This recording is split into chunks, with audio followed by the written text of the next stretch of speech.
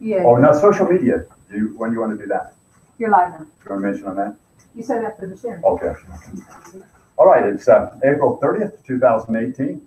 Welcome all of you who are here physically at class and all of you, those of you online and in other states. And some of you are in Vegas who are watching from home. We're going to start with the sharing at first. And I want all the ones that are here to listen very carefully because, again, remember, after we're done with the sharing, the one that you think has made the most personal progress during the week, they will be receiving this 1961 proof set with the Franklin, not just the Kennedy one, but this has the Franklin silver dollar quarter and all that. So listen carefully to their progress, and then you can make the determination after.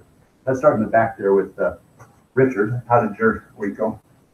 Okay, nothing too exciting. A lot of accounting paperwork, and that's it. Watched a lot of sports. Fortunately, Vegas Knights lost. Hopefully, they'll still pull it Oh, they out. lost. They won like 6-0 the other day. The second game, they yeah. lost. Second game. Yeah. Other than that, nothing too exciting. So keeping your running going. A little bit, yeah. But I got heavy into wine, so that's probably a offset. I met a wine distributor, so maybe that wasn't a good thing. You might have a hard time with it this time. Oh, we just go to a wine event the other day, the free one. Okay, let's see. This is just for the members here, Ron. So we're just Brian, how was your week there? It's been good, uplifting and challenging at times. But I noticed the challenges aren't so challenging now because I'm maintaining other areas of awareness throughout the day. I can feel myself drift off, and now I'm able to go, wait a minute, I don't have to think like that. I can get back to being right here and focus as long as I can until I drift off again. And so it's been good. It's been career-wise, it's been on the uptake, and met a good business partner, associate to work with here in Vegas, and things are going real well. And I had a little reprieve going to Beaver Dam to recharge for the weekend, so that's why it's everything. But yeah, things are good. Been happy. Good. Jackie, how about yours? Well, my week was really good. We're still on task, not so much. Went to the Hawaiian Festival last weekend and just been chilling and working at my job. Pretty much. So you enjoyed the week anyway? Yeah. Okay. All right, Rhonda, how was your week? Amazing. Character-wise, I still am meditating daily. Financial, I did increase my income by $3 every day. Okay. And mind is amazingly relaxed. I have meditated every day, so I find myself extremely relaxed. Body, I have gave up grains and sugars, and I weighed myself at the doctor's office. It was was a weight, and I just weighed myself today, and I was so surprised. 10 pounds have disappeared within not many days. And I'm thinking, wow, this is working out. So I've lost 10 pounds, and I feel amazing because I still take my bath every day, but it's a detox bath. And what it does is, I had trouble getting on and off the floor, so last weekend, or was it the weekend? But anyway, I rebonded with the floor to get on the floor and off the floor every day. So in the bath is pretty much on the floor. So I've incorporated that in there. Okay. So beautiful. Because Okay, it sounds like a very good week.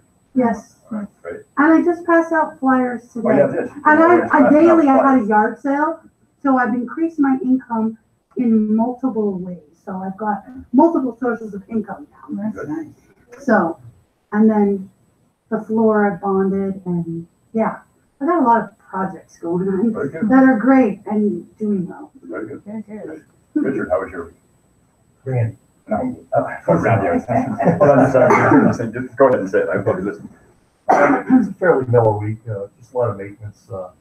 Been going to the gym 6 days a week. I missed yoga this morning because of my allergies. now, I bet for the most part, but I did make it to the gym later. Looking for the results of my blood work. I have a doctor's appointment late May, hoping to see that my cholesterol's improved. I was borderline high last time, so I think with the workouts, it should improve. As far as mind goes, I've been praying and meditating and positive attitude, so everything's good there. My finances are well. Plenty of leisure time lately, and about it. Good. That sounds nice. Deborah, how about yours? Mine has been so exciting. I can't put it in one word. I think our new person that's viewing us tonight, his name is Ronald.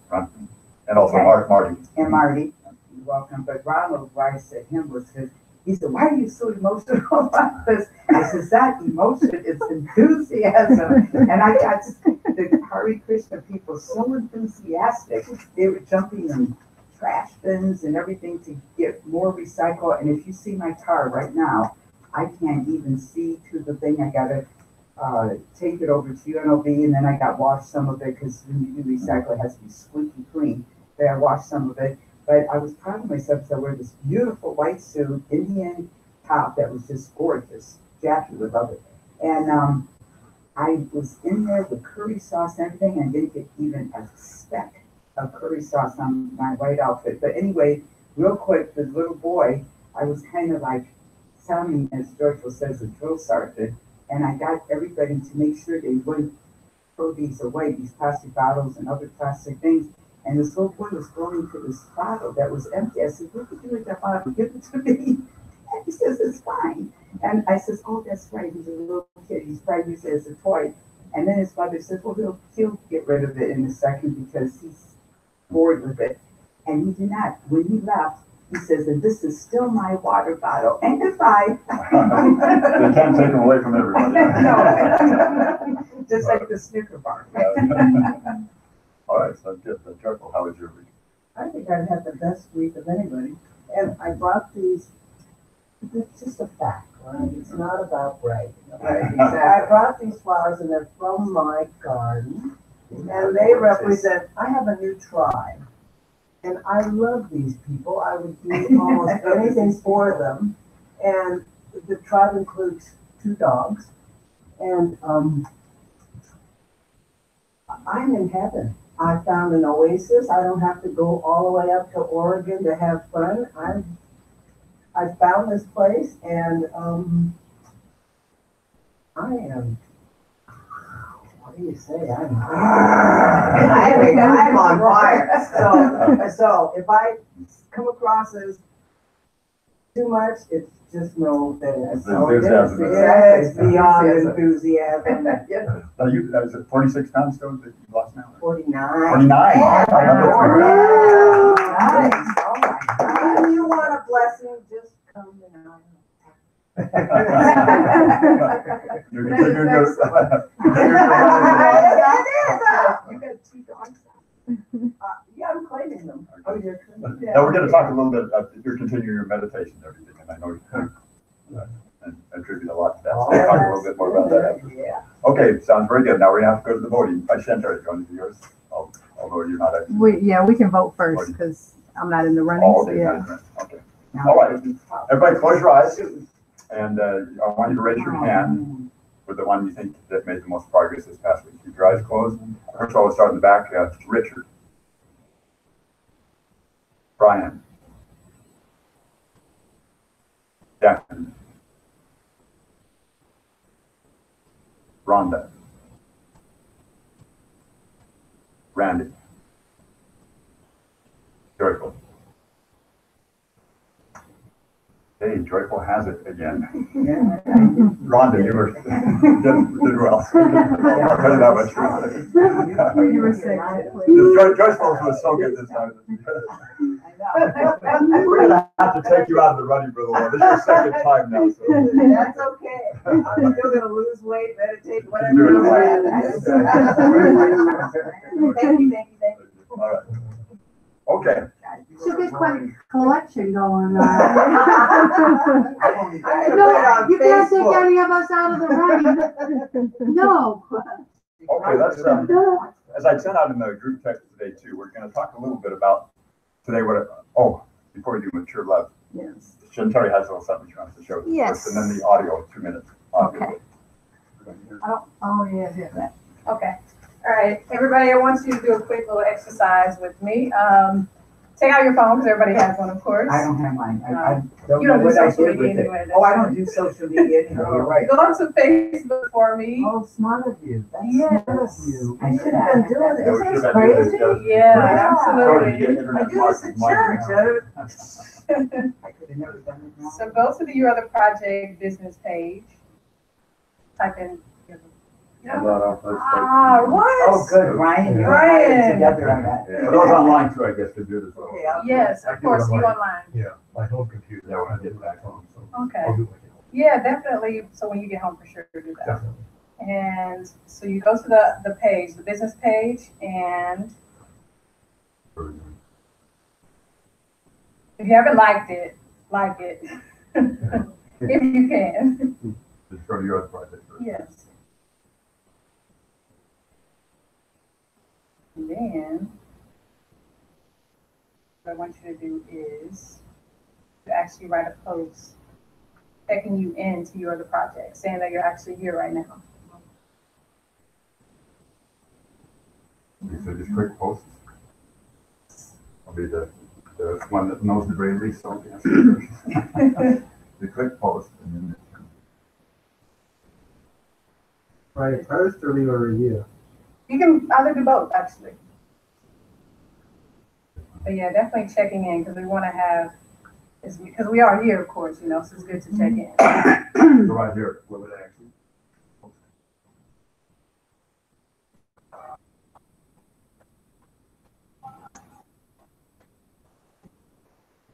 You liked it. Type in. Checking in. Does anybody need help, or Anybody gonna do anything? Yeah. you got it, Jackie? I hit mine. What else did you say? Okay, you know how you put a post on Facebook, just go to a regular post of yours. All right, post, so I'm going to check in. Okay, I'm now checked in. Oh, that's beautiful. So those of you online, please make sure you check in, even though you're not actually physically here, but, or like the page, or actually you add a review on the, your other project business page. Got it? Oh, yeah, it's like your other project, Yeah. lesson on happiness. Lesson that or something like that. Great. My post is complete. Thank you, I appreciate that. And so is mine. Thank you. Oh, that's my friend. Were you able to get it done, though? Oh, and more. Good, good, good. I appreciate it. You got it, I will Jackie. say hey to everybody. Yes. Okay, that'll be good then.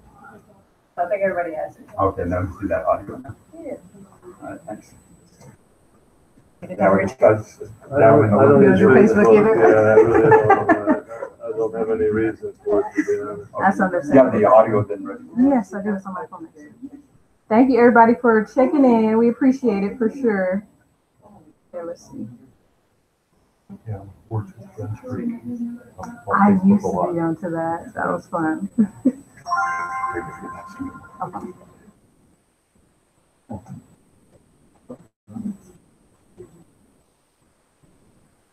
This is an audio that Edward thought was really good, so I'll play this.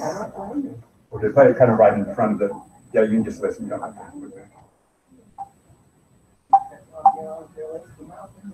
Okay, have everybody have to be quiet to, real quiet to hear this one.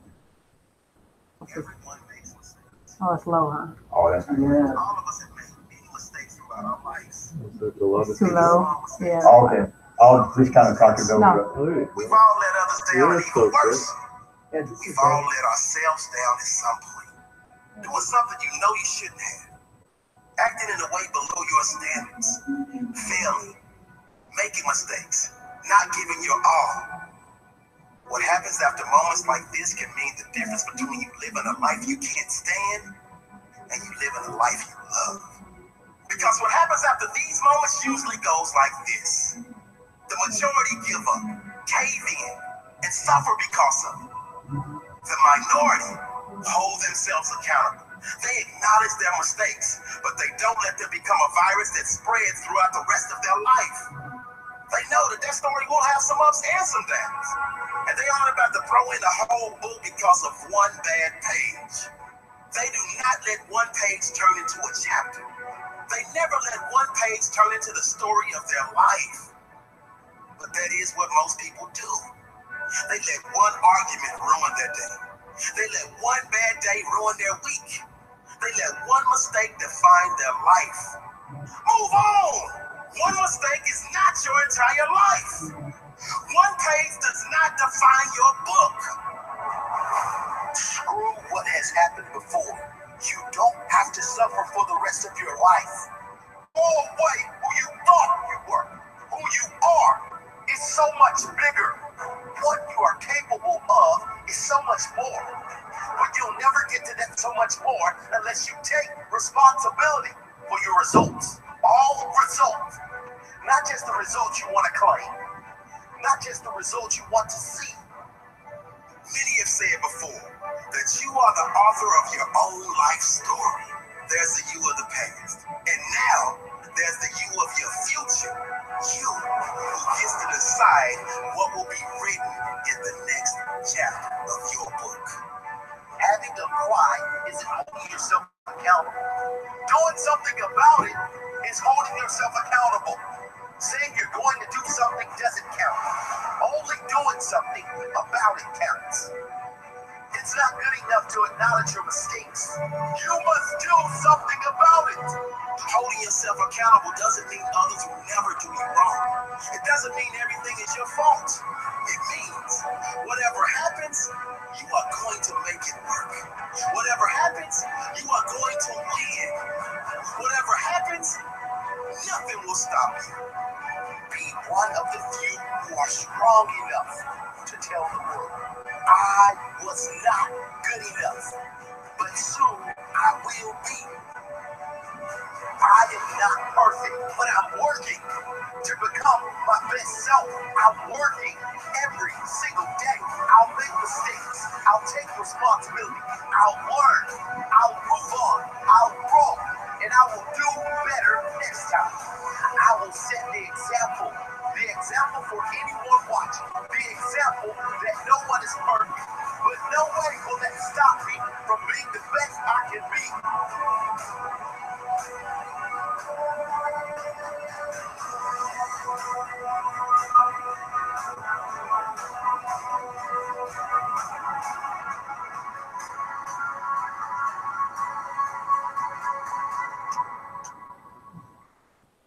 Pretty good. Pretty powerful, huh? Get posted on the site. Who Get was posted that? on the website. It's an app called I Am Self-Made.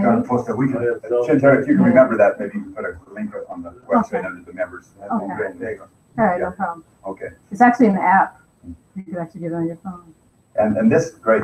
And this also, talks about, just one page of your story or just one sentence of your story. And of course, a lot of times people do have one little thing during the day, ruins their whole day, or one little good thing, makes their whole day. That part can be good.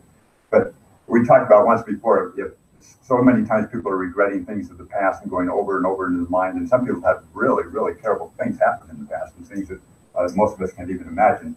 But if they were able to go in and do a little lobotomy there, or they're getting so they do things by lasers, they could actually remove that memory. In fact, science probably will get to that point at some time in the relatively near future. And then that memory would no longer be existent with that person. And unless somebody actually reminded them of that, it would no longer be there to bother them or have self-talk about or mull over and over again and feel bad about it and have it influence their whole life. But we need to be able to do this without having, the lobotomy. We need to, and it's, easier said than done for sure. But It's called I'm sorry, what was it? Say that, write that down. Say it to the end. And so basically, we want to get you, we talked a lot about self-talk and that goes on. And at any given time when you're feeling bad, it is, of course, because of that self-talk that's going on in your mind. And oftentimes that is referring back to something bad that happened that day or something bad that year or something in your childhood or whatever it is, going over and over and thinking about it and interpreting it and that. So it's an aspect of discipline. It's first of all an aspect of realization, and in happiness too. You have to first of all realize what it is you even need to do, or how you're going to become happy. You have to realize, what are the actions I need to take? What is the actual reality of what's going on? And the realization part here is that literally, as badly as you may be thinking about that thing, and as much as you're going over and over in your mind, it is non-existent, and it only has power to the degree that we think about it. So literally, if we were able to cut off our mind from thinking about that, and sometimes people end up doing that with alcohol and drugs and everything just to get temporary relief, to not think about that. But of course, that's not real, and that won't last. But once we start disciplining our mind and the understanding that that truly is over and gone, and then remember combining that, because I want you to combine all the different concepts we've been working on, combining that with thankful comparisons, because no matter how bad your problem is or the thing that you've had, most likely there's always not just a few people, but probably millions of people around the world that have had much, much worse, and especially when we go to third world countries, right?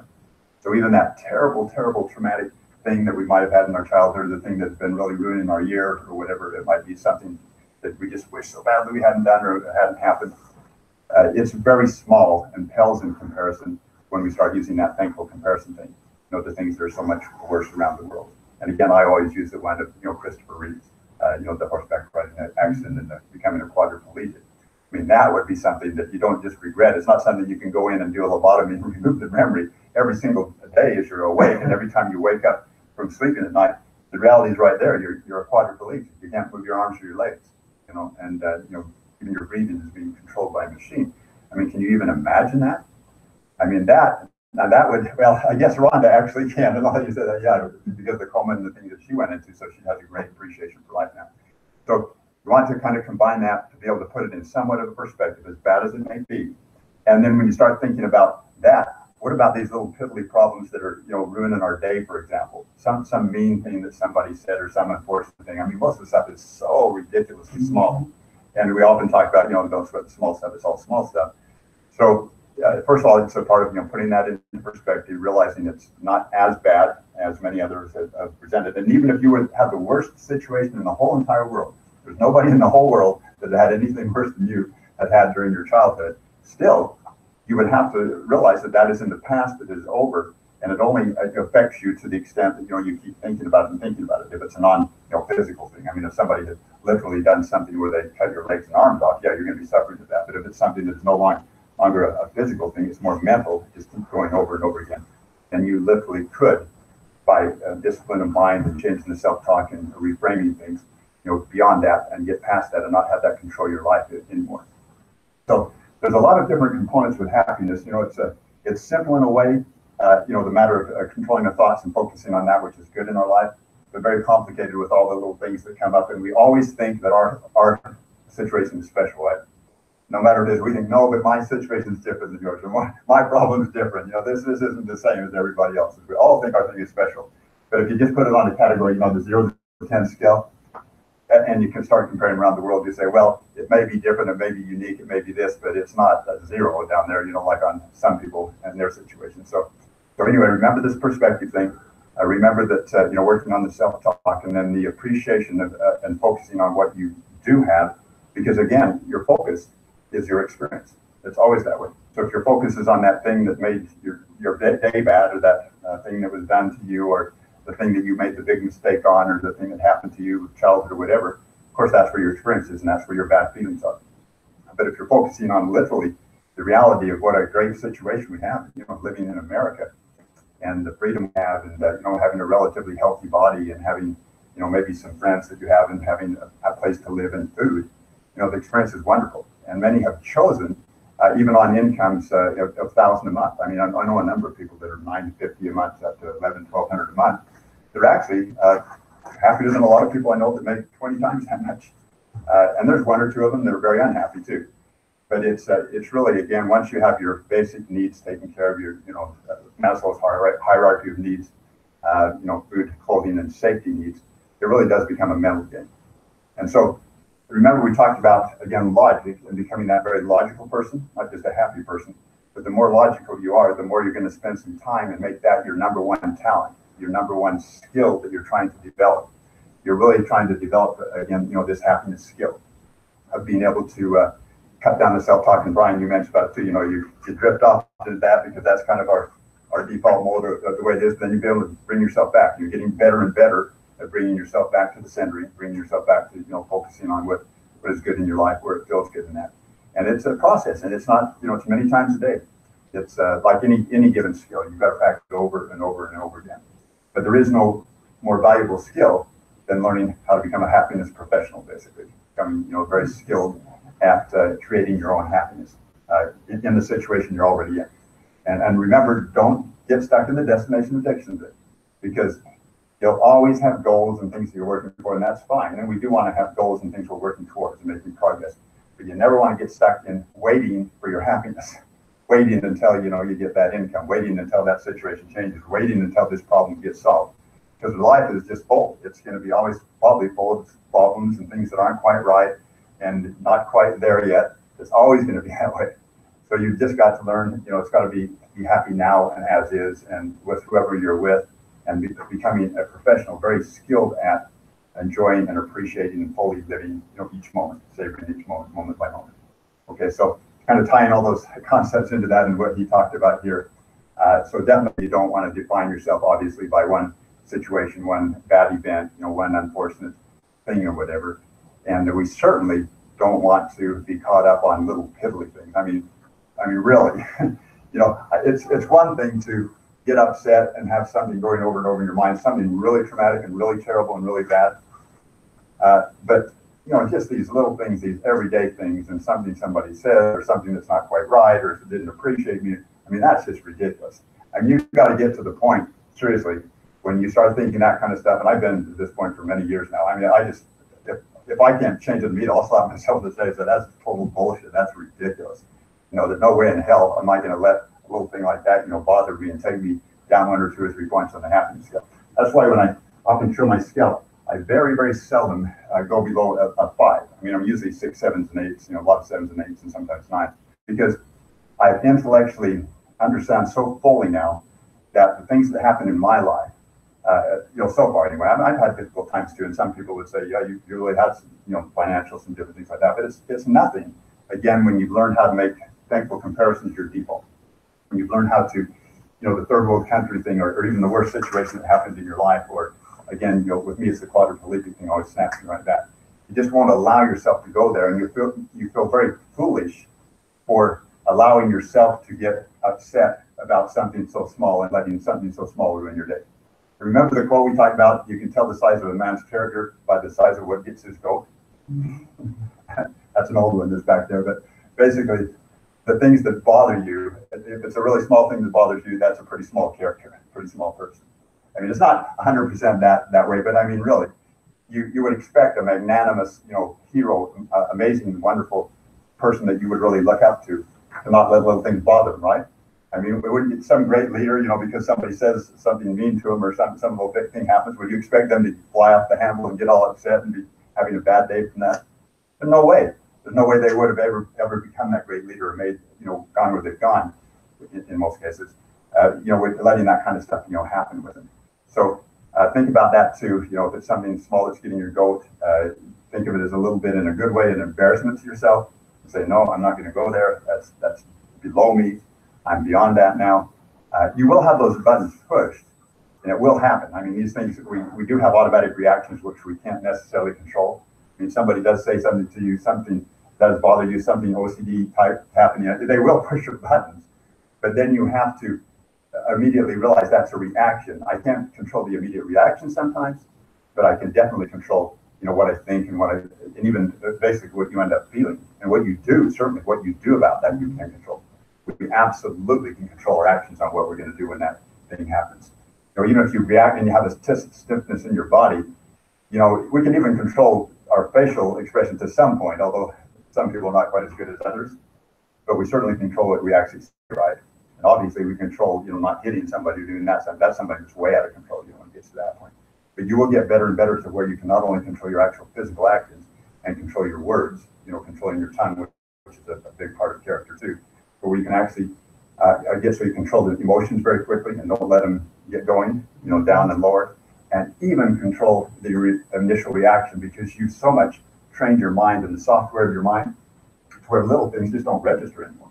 It's just like, oh, okay, that's your problem. That's not mine. Remember, we talked about, once you get a real understanding, remember that one that we talked about before, that if you had been, all of a sudden you got hit in the head and you lost your sight, and then maybe you got hit in your ears, something happened with your ears and you lost your hearing. Oh, let's do the hearing one. You lost your hearing for about a year and you didn't know if you were ever going to get your hearing back. And then your hearing comes back, miraculously. And then you meet with a friend, rather even an obnoxious friend, and they're saying these things that normally would really piss you off. And all you're thinking is, oh my God, I can hear now. This is so wonderful. You got this big cheesy smile on your face, and they're saying these mean things. That I can hear. You can see that according to your perspective and how you're thinking, there, those words don't have to affect you at all. In fact, it's just sounds. If you think about it that way. I mean, really, you got to get creative with this kind of stuff because playing the happiness game, it takes some smarts a little bit. I mean, the more creative you are with it, the more you can play the game, the more you can overcome that easily. But a lot of times, I have multiple ways of, dealing with different things. But you can think of something, especially if somebody just going on and on and on. I mean, nothing. I mean, just think of it as sounds. Or you can also think about peace-building thought that this is a psychologically sick person. And they've got really positive. I really feel bad for this person. So obviously somebody that's being really mean is not going to be a very happy person. I mean, they may be acting a certain way out in public, but in their normal everyday life when they're by themselves, not a very happy person. So just remember, it's how you frame things, it's how you interpret things, it's how you look at it, and you can do some pretty creative things to reframe those things and not make them such a big deal in your life. Okay. So I want you to get better and better and better at that. And I'm trying, as we go on, we always talk, basic concepts are going here, but I always want to keep bringing those in and in different ways and have you have little aha things, going on and some humor with it too. Because the happiness game too, it's not this dreadful, arduous, I have to be so stoic and strict on myself and I have to control my thinking and everything. No, it's the opportunity. It's the challenge and the opportunity of doing this. I mean, what's the other path to go? What's the other way to go? The way you've been going, right? Mm-hmm. The life of quiet desperation, the life of feeling bad all the time and getting your buttons pushed all the time and not feeling that happiness. I mean, that path. That's a damn hard path. That's a difficult path. Mm-hmm. You want to take this easier path and look at it joyfully and enjoy it. Enjoy the process. Enjoy how you become better at doing that skill. You should be able to look back again, a few months ago, a year ago, 2 years ago, as time progresses here. And you should honestly be able to tell yourself, yeah, I'm having some ups and downs here, but it's going like this. I mean, I can definitely look at even my lowest low now is better than, a year or two ago in my average, area there. I mean, you will get better and better at doing this. So really look forward to it. The 1 year process, and of course, this is lifetime. Look forward to, being better at handling that, being better at creating your happiness, being better at not letting things bother you, being better at not having that one page, influence a whole chapter or a whole book type thing. So it's a game, it's a process, have fun with it. Make sure you're laughing a lot too. If you're not laughing and you're not having a little humor, you're probably being a little bit too serious about it, a little bit too intense about it. Because even playing the happiness game for that, get too intense with it, and it's just, you don't want to go to the extreme on things. It's kind of balance and moderation in that too. But you have that general understanding and that general looking at it, and joyfully take on these challenges, joyfully develop these skills, and joyfully move forward with it. And remember, it really is the only game in town. I mean, it's the single most important game in town. Mm-hmm. Besides your health, which is super important in this earth life for sure, your character, your happiness is number one. I mean, it really is. And so that's why, again, we always talk about the three main areas. Recently, we just changed it to three big ones. Is your body. Well, he said spirit, actually. So spirit, body, money. Spirit, body, money. Just take care of those three, and you're going to have a very, very good life. And we don't have to worry about telling you about taking care of money, because you're all worried and thinking and striving and doing that without anybody telling you, because everybody's telling you that. But definitely be working on the body one, obviously, and taking care of the health, and then the spirit one that we're talking about now. And all these things we've been talking about today, that is with the spirit, that is with the character. I mean, a person with a good character doesn't let little things bother them, right? A person with a good character doesn't get upset and fly off the handle. These are all character issues too. So you can really judge again, how little of a thing gets your goat by how it's a character issue. It really kind of comes down to a character thing. You've got problems, whether it be anger management, whether it be whatever it might be. There's some problem there, and you do have to you don't have to tell it to other people or talk about it, but it's something that needs some work on. Don't feel overly bad about it, because it is the human condition, and we all have different strengths and weaknesses and everything. But whatever it is that's holding you back from that happiness and whatever mindset and everything, something you work through it. Realize that as you make it more, you take it from your thinking to your habits, and then it actually becomes your character. So it does have to be done, day in, day out, week after week. Not have to be done. I like what Brian says. You get to do it. You get to do this. It's an opportunity to do it. That's another one of those reframing things. Remember we talked about even how you do that self-talk in your mind. If you think, oh, I have to do this, that sounds heavy and hard and difficult and everything. If you say I get to do this, it's more like, oh, this is an opportunity to learn here. This is an opportunity to progress. This is an opportunity to take action and improve my situation. So again, the reframing of the self-talk that's going on in there, and really making it a positive self-talk, and being creative. Back to the creative aspect. How do I reframe? Yeah, I've got this deadline. I've got to get this thing done. Well, I'm learning a new skill. I'm learning how to be more proficient with my time now. This is a great opportunity. Next time I'll not take on so much, whatever it is, but creatively think about it and creatively look at it as some kind of an opportunity, some kind of learning experience. And even those accidents of time that happen, because we will have the vicissitudes of life, again, look at that as a learning experience. If we never had any trials or tribulations or problems in our life, there wouldn't be any real character growth. In fact, I think I mentioned before that one of the books I was reading is talking about, the real, from the angel's point of view, if you believe in otherworldly or the spiritual, they say that the real tribulation or the real sad, tragic thing is not somebody that has had hardships and everything throughout their life, but it's the person that, say, maybe was born with material wealth and everything, has had no hardships, no difficulties, because they've never worked on their character. They probably aren't any happier anyway. They become a spoiled brat or whatever it might be. I mean, that's tragic, to not have any things to work through and difficulties to overcome the challenges. Kardashian. Yeah, just famous for being famous. So yeah, and so much unhappiness and drama, seems to come. Even those that seem to have, everything, and especially those who seem to have been born with it and inherited it, whatever. Having the golden spoon, it's just you haven't learned how to appreciate it. And there's still the same drama or worse going on, and the same unhappiness and even worse dissatisfaction and everything. So we know better than that, and fortunately we can work through it if you can. Now I did want to go into just toward the last 15 minutes or so here on words yet? Words. Oh yes, okay. Let's see. We got words. We got words. Thank you, Deborah. Okay, the first one is just real simple here. We got. Well, I'm just going to actually just do the first one as body. Okay, I was going to say health, to say body. And I'm going to give you the second one too, which is what we're just starting now. Mature. And the reason I give you mature is we're going to talk about mature love. Okay. Now, love is a very misunderstood concept and word. And as we talked about before, people, say I'm in love, or they talk about love, and usually it's almost more of a narcissistic type thing. I'm in love with you. Basically, I need you. I have to have you. I love you. Yeah, that's a deficient love, a D love, as Masters talk about. Now, the B love or being love is when you don't really need that person, but you love them, you care for them. You want the best for them. Because you remember what one of the good definitions of love is? It's just about 5-word thing. A definition of love. How would you describe love? Just real quickly. The desire to do good to others. Okay, good. Very simple one. Confusion? True love. Confusion. Confusion. Yeah, there's a lot of, with the typical love, there's a lot of confusion. But the desire to do good to others is really when you're actually feeling love, or what I would say is actually from a higher power, or from a universal source of God.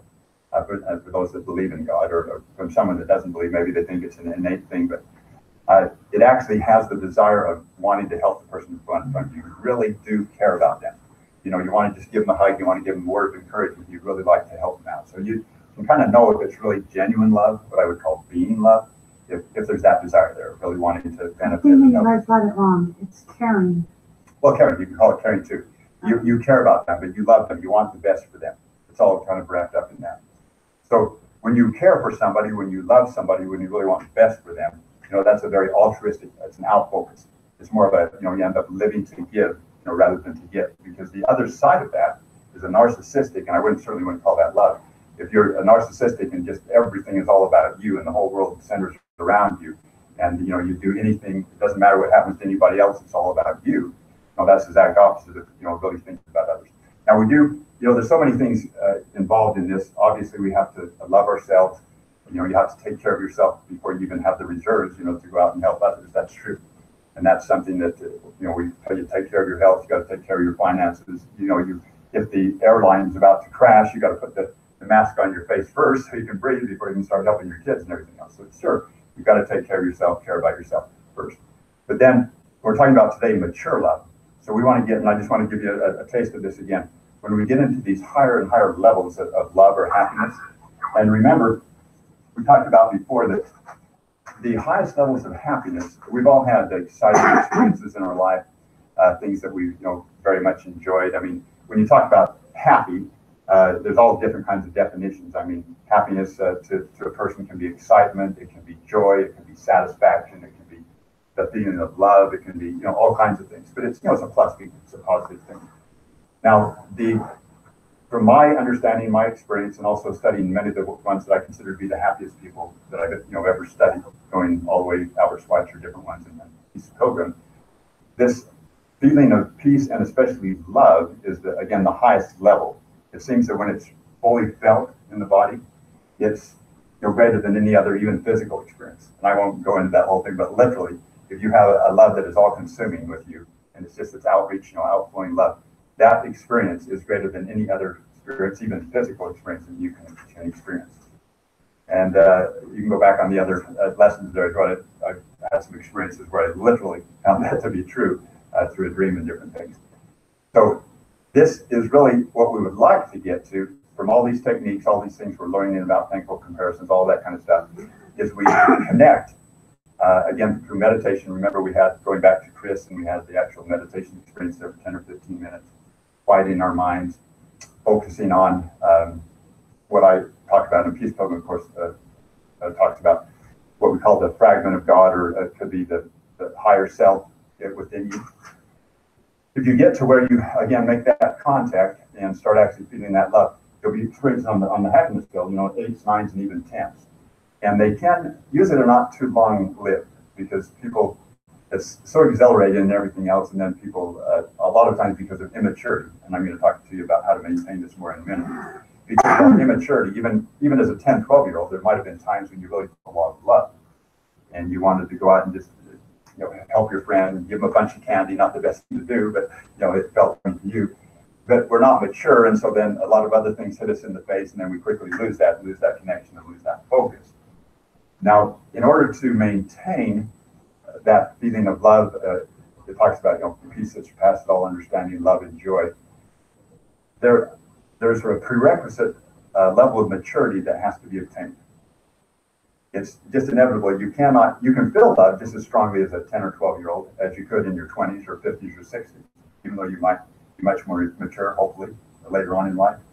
But the intensity can be just as strong. It's possible, because I've had some very intense loving experiences, as an early teenager. And I've also had some very strong ones in my late 20s and in my 50s and everything else. The intensity can be similar, but how long can you maintain it? And the only way you really, again, can maintain that is if you develop. Kathy, can you do that? The only way you can really maintain that is by developing a maturity, which comes with really a balance, frankly, between your body. You have to learn how to take care of your health, because your body also affects the way you think and feel a lot of that too. So working with your body, working with your partner, which is a big one, taking care of business, because we do have to live in this world. I mean, a certain degree of money or a certain degree of being helpful so that you can have a place to live or whatever, but certain skills. So you do have to combine that, and that maturity and that ability to deal with reality gets to a point. Remember when we talked about self-actualized people and Maslow's studies? he found that the highest level of people were also very efficient people, very effective, and very balanced, and very mature, and very capable people. So it does take some time to get to that degree of, it doesn't mean we're all going to be like someone that can create a $1 billion company or someone that can do, tremendous things out in the world. But it does mean that we should become quite capable and quite effective in our own sphere of influence, where we're effective in our relationships with people. We're effective in doing the job that we're doing. We're effective in, of course, dealing with our own happiness, dealing with our health, taking care of issues, working through problems. So we need to develop that degree of proficiency, that degree of capability, that degree of maturity. And that actually all translates into, part of the more mature character, or being able to feel that more mature love. And now, again, easily remembering back the maturity of a 10-year-old, as opposed to somebody that's, say, in their 50s or 60s, when they feel the same love, they're going to do different things for the same person. The 10-year-old, again, might, the loving feeling, they want to give their friends all their Halloween candy, or they want to do something that may not be good for the person. But, they're doing it out of love and a good intention, not really thinking of the ramifications. But the person in their 40s or 50s to the same 10-year-old there, they would do something that would be, more beneficial to the person. It would be the same love and the same intention, but it would be a more mature way of doing it, and something that would be more beneficial and probably more of a long-term, aspect than just a short-term thing. So that's part of what happens when you do develop that more maturity and love. Real quickly, I'm going to ask you, and I'll let you just very quickly make comments here. For maturity purposes, what do you think? If somebody this kind of goes back to the character thing, we have talked about this before, but developing that mature love, what would you think would be some of the other qualifications or things that you would have to do, or characteristics here where you really could maintain that mature love, like the Peace Pilgrim had, for maybe the last 20 years of her life? Service. Service. Okay, you're going to definitely get to where you're not only probably doing service, but you're actually probably enjoying doing the service. Yeah, very much. Usually with service, that's even starting out of duty, that's better than not doing it.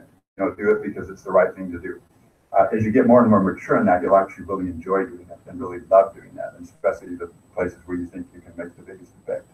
Okay, anyone else? Repetition. Repetition, it definitely requires repetition. Daily commitment. Yeah, definitely.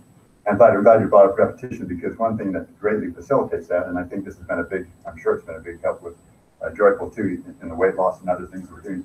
If you can do that daily, meditation that we talked about starting out in the morning, that's something I've done for a long time, going back. It kind of sets your whole day right. It gets your mind focused, kind of the way it should be. It gets you focused on the right values, rather than just money. Because remember, we talked about values too. A mature person is going to have a different value set than an immature person. An immature person, most likely, it's going to be all about money, fame, power, all that kind of stuff. The immature person is going to be much more about, how to benefit the world, how to, of course, enjoy life in a full way too. But it's going to be a much higher level, more, loving-based value system. And this one in the lower is going to be much more of a narcissistic, self-centered type value system.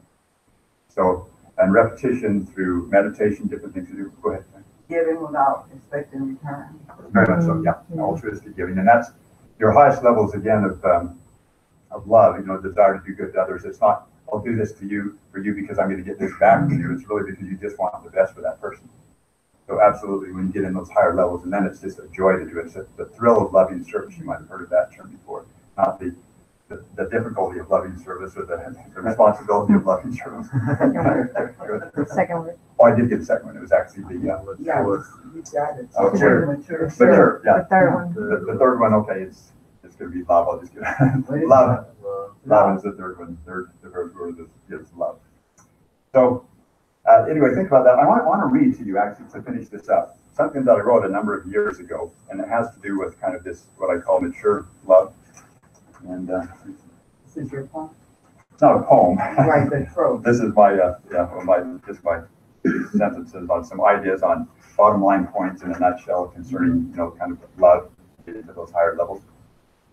It says, true deep felt long lasting happiness is ultimately based on a person's becoming more and more, and I was thinking in religious terms, more and more godlike, or basically becoming this magnanimous, loving, caring, courageous, balanced, effective, patient person, right? So that's how, you know, the long-lasting happiness. That's exactly what we're talking about. The higher character you develop, the more mature you become, the more you can maintain those higher levels of happiness and actually experience it at higher levels. The reason they become happier and happier is because they become capable of experiencing and receiving more and more of God's presence, or you can think of it as a universal source or the higher center, whatever you want to call it. And even if you believe it's something innate and don't believe in an actual personal God, you're becoming more and more capable of feeling that presence, that higher level presence, that actual essence, or that love. Okay, the essence of, and I'm sorry if I speak in religious terms for those of you that might not be religious, but you get the general point. When I'm talking God, you can think of that as universal source and center. You can think of that as your higher self, whatever is kind of above and beyond just the animalistic nature. The essence of God's presence, or what we feel, is love. Other feelings accompany this love, such as peace, contentment, joy, energy, complete happiness. The feeling of love is the greatest, most profound, most intense, most satisfying, best feeling of happiness a person can experience, as we were just talking about. When a person is sufficiently receptive and wise and mature, they will come to a realization that this feeling of love, the actual presence of God, is the most desirable feeling, greatest happiness in the world. And the feeling of love is the desire to do good to others. When a person fully receives or has found love, they have found God, or the essence of that, which means they have found everything as concerns happiness. All desires are fulfilled and fully satisfied in love. And that was a Yogananda quote that I told you before about slowly but surely along the path of life, a man, and always says it's kind of sexist, a man or woman comes to realize that all desires are satisfied, in God or in love. So basically, the more that we go on that path, the more and more we don't have to be going out and making all these purchases and doing all these external things to try to get this feeling of excitement, and that it all becomes internal, and realize that once you have that presence, kind of that God presence, you really have everything as concerns happiness goes. Now, you can go out and do various things. You may do a lot of the same things, but you'll be fulfilled. You'll be doing it from a very filled, happy nature rather than lack or quiet desperation. All of the true great ones, at some point in their lives, realize strongly and deeply that feeling love with its accompanying action of service, living to give, is the true purpose of life. You remember the quote I told you about Albert Schweitzer, and he, a news journalist or whatever, came and talked to him. He's over in Africa, building those hospitals and helping all the people over there. He asked him, he said, Mr. Schweitzer, what is it that would make me happy? And he was kind of thinking about, what kind of job can I do? What is it? And basically, he just told him, he says, I don't know exactly what will make you happy, profession-wise and that. But he says, I do know that if you do not learn how to enjoy serving others, you will never be happy. Mm-hmm. You can never maintain it. You have to get to that point, and that's quite a ways removed for most people. I mean, it's going to take some time, but you actually have to get to that vantage point and that maturity level where you actually enjoy helping others. The service becomes a joy. It's not just a responsibility or something arduous. So that's something, little by little. You don't have to feel bad now because you don't really enjoy doing that or that service project. Don't feel bad that you're there. Just realize as you get more and more these higher levels, you will start to enjoy it a little bit more. In fact, at some point when you get very high level and at that maturity level, it will become an all-encompassing desire. And it will become the thing that when you wake up in the morning, you're excited to do. I mean, you are so excited. You wouldn't go to sleep at night to wake up the next morning because you've got another day of service and things that you can do to help others. And that's for the very highest level people, including the ones that I interviewed, the 50 exceptional and happy people. The 3 or 4 that stand out most in my mind, they literally were excited to wake up in the morning to go out and be of more service and help others. I mean, it was just a great joy, a great privilege, a great excitement to them. To continue devotedly in living to give, a person must fully realize that living to give is the greatest opportunity, same thing, privilege of man. When a person begins living to give, they have begun their real spiritual development. And the greatest and fastest spiritual development is accomplished with the motive of love. That's another interesting one here too. And we did talk a little bit about this before. Our motivations and our motives are oftentimes quite self-centered, frankly. And we were thinking about, what's in it for me? What am I going to get out of that? And that's a natural way of thinking. I mean, that's part of self-preservation.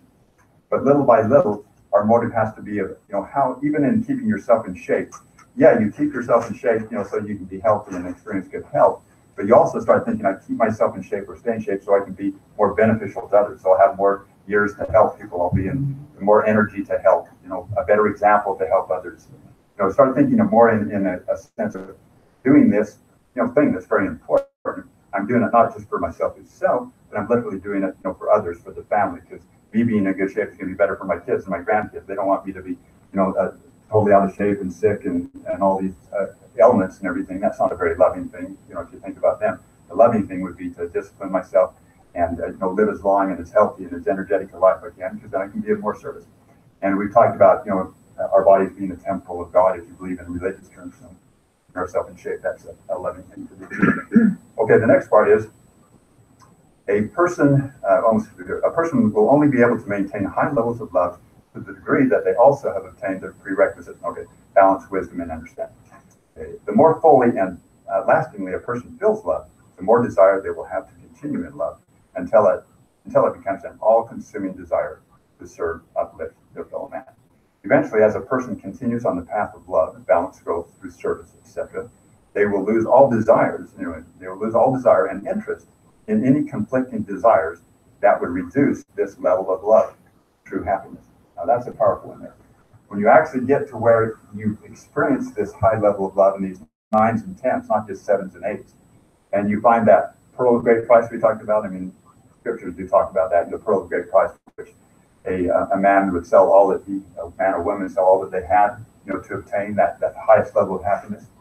Then anything that's going to stop them from feeling that connection or feeling that love or feeling God's presence in a religious term, they would not want to participate in that, overindulging in something or doing something, mean or doing something where, that's not right, because they know that would cut them off from the presence. That would cut them off from that pearl of great price. It would cut them off from that highest level of 9s and 10s of happiness. And so that more and more becomes less and less desirable to that person, because the average person is very much has temptations and things that they would love to indulge in, everything from food to alcohol, sex to power to taking advantage, whatever it might be. But when we actually get to that more mature understanding and feeling and experience, and really have access to that pearl of great price, that fragment of God within us, those things lose their desire. I mean, they're looked at as very temporary things that are going to remove us from the pearl of great price or from that higher level of happiness. And so we just won't be as tempted by them. We won't be as distracted by them. We can be much more focused and accomplish so much more. Because once a person removes the ego and kind of removes themselves out of the equation and really gets those higher levels, they really start becoming effective. I mean, in business, in relationships, and everything else. And that's when they start actually changing the world. Okay, last one. A person who has achieved constant feelings of love has achieved ultimate happiness for themselves, and in turn will be constantly seeking happiness for others. This is the final solution to achieving the ideal society. Everyone can win, become fully happy, because there is no shortage of God's presence. Love, true happiness. So that, is very simplistic, and of course, in our world, it's going to take many, many years before we hopefully maybe get to that state. But literally, if each person becomes more and more loving, I mean, that ends up taking care of group problems, state problems, country problems, and everything else. And it's always, as Century often mentions, it starts with the man in the mirror or the woman in the mirror. Mm-hmm. So it basically starts with us. And that's where our happiness, in fact, we have responsibility for our own happiness. We know that now. It's not somebody else's fault. It's not the partner that has to make us happy. It's us that has to ultimately make us happy, and us that has to ultimately, interpret and do those different things, the happiness skills in that. So that's, I think we've actually gone over a little bit over an hour now. As we'll finish up with that next week, and we'll continue on. So if there's any question, the very end is anybody had a question or comment that they want to say? You want to stop it before? Or? No, hold on, just one second. Okay, then. That sign right there says it all. Choose happy. Shows it again. Yeah, choose. Okay. By doing happiness skills. Which is love. Love, yeah, that's the okay. Okay, great. Appreciate you all. I was going to repeat something you said in other words. You want to do something and you don't have to do it. Mm-hmm. Or if you want to, or you don't have to do it. Yes. If you don't have to do something, if you want to do it. Okay. I've heard that said so many times. Yeah, yeah. The have to is always implies a lot of effort and difficult and everything. Back to the get to do it type thing. Yeah, very good. All right. Well, there's a little bit of food out there too if you'd like to have some and socialize, and enjoy having you all.